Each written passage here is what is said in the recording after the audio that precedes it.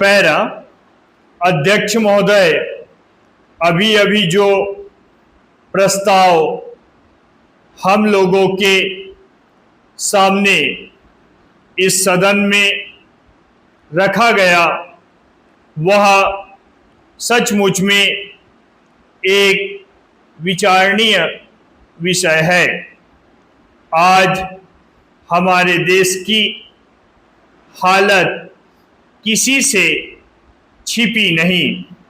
हर आदमी जानता है कि देश के कई भागों में वर्षा नहीं हुई।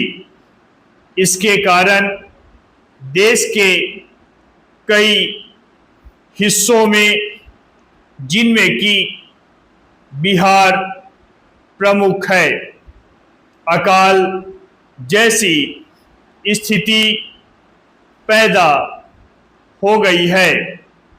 चाहे हम इस बात से कितना भी इनकार क्यों ना करें कि अभी तक भूख से किसी आदमी की मृत्यु नहीं हुई है, लेकिन यह बिल्कुल ठीक है कि अब ऐसी स्थिति होने में कोई कसर नहीं रह गई है।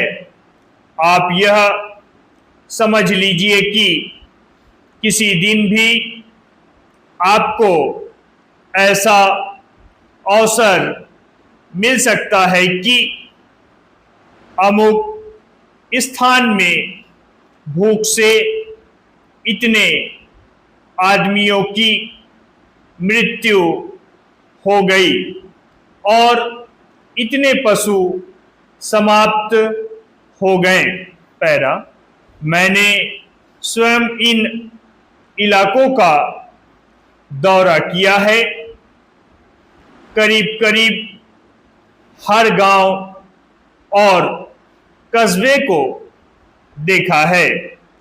मैं जहां भी गया हूं वही एक जैसी दुख भरी कहानी सुनने को मिली।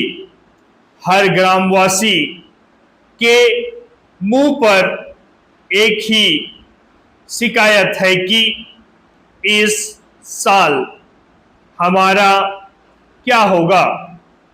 उनके पास अनाज का भंडार समाप्त हो गया है।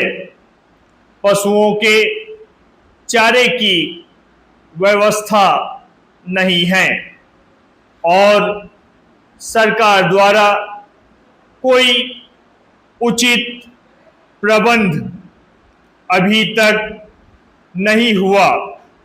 बेशक सस्ते गल्ले की बहुत सारी दुकानें खोलकर सरकार ने इस दिशा में एक सराहनीय कदम उठाया है, किंतु यह दुकानें अभी बहुत कम संख्या में है और गांव से बहुत दूर दूर भी है।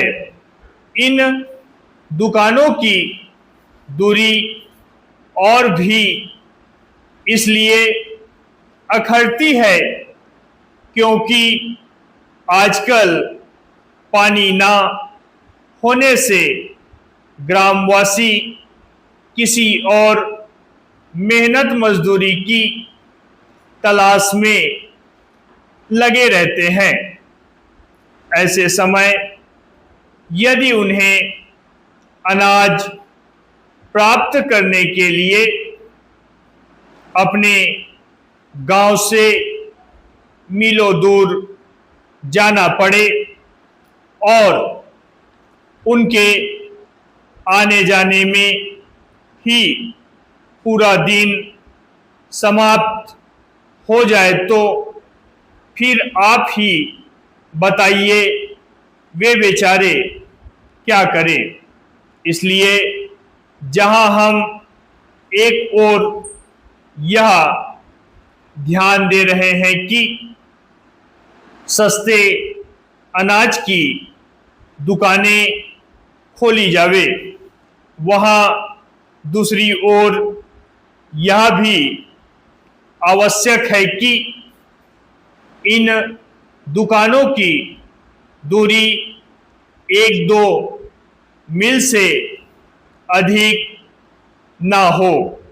भले ही इसके लिए हमें कुछ अधिक दुकानें खोलनी पड़े।